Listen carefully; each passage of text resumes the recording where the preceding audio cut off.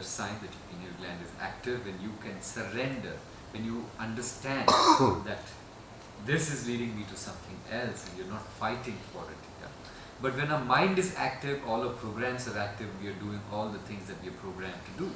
That's like fight your way. If you're not struggling, you're not gaining. No pain, no gain. That's yeah, you've heard these things. To believe. Sorry? That's what you're conditioned into. That's what we are conditioned to believe. These are the things we have grown up with. These are the pills that we have. Yeah. No pill tells you to surrender. No pill tells you to just go with the flow. Yeah, it just tells you resist and work, and unless you can see sweat and blood and tears and sacrifice, you are not achieving anything in life successful. Yeah, so anyway, these are the signs that your pineal gland is active.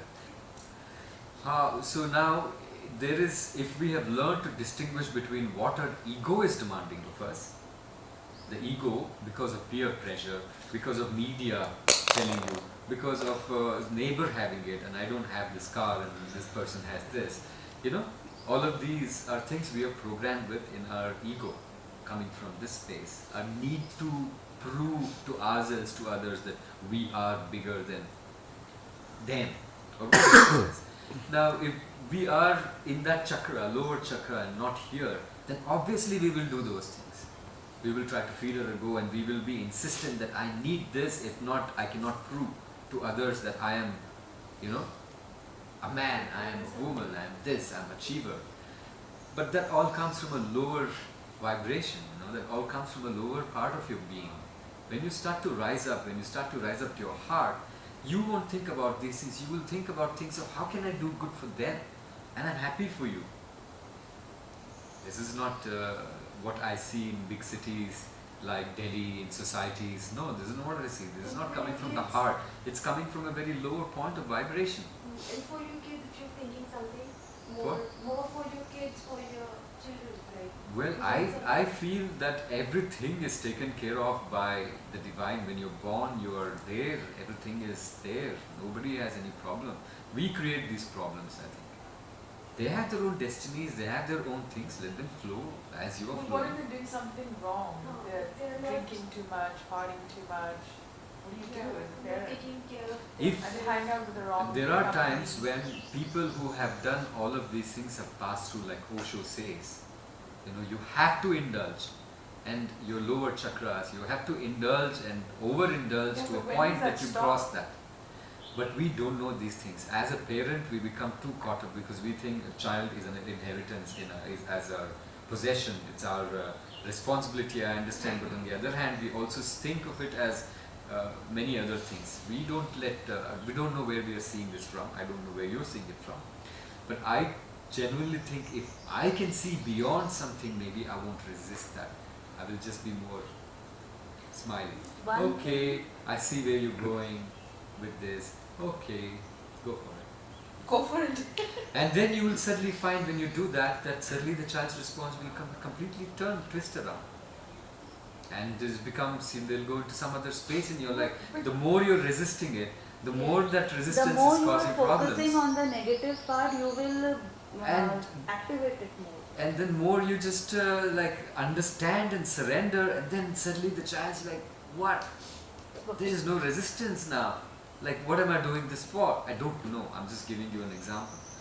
It could be other things that, okay, allow, just okay, fine.